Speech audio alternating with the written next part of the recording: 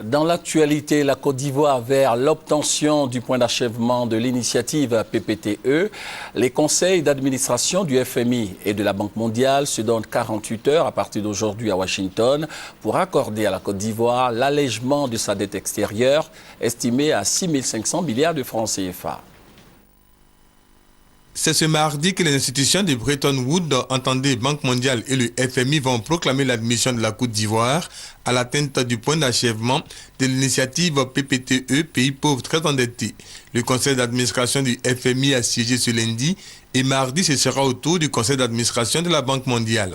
L'annonce avait été faite le 18 mai lors de la remise par l'État de Côte d'Ivoire des 13 points déclencheurs représentants du Fonds monétaire international et de la Banque mondiale.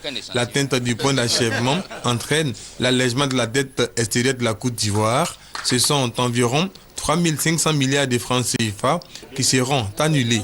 L'atteinte du point d'achèvement prend également en compte la lutte contre la pauvreté.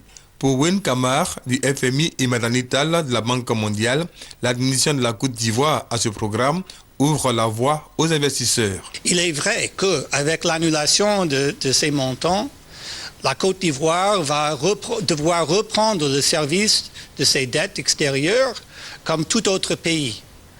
Mais la différence sera que ça poserait plus un problème majeur pour lever des fonds supplémentaires sur les marchés internationaux pour remplacer ces dettes qui doivent être remboursées selon l'échéancier normal. Le point d'achèvement n'est pas une finalité, je pense que cela a été dit.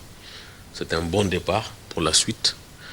Ça positionne la Côte d'Ivoire véritablement, je dirais, vers des lendemains meilleurs, en donnant le souffle qu'il faut à son économie, à ses finances publiques, mais surtout en donnant un signal au niveau de la communauté internationale et des investisseurs étrangers qui vont affluer vers la Côte d'Ivoire, je dirais, donc dans les prochains mois.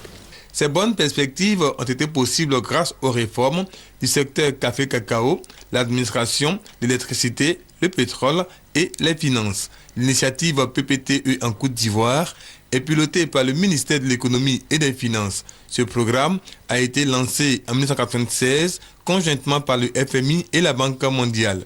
Le programme concerne une quarantaine de pays, dont les 3 quarts sont situés en Afrique subsaharienne.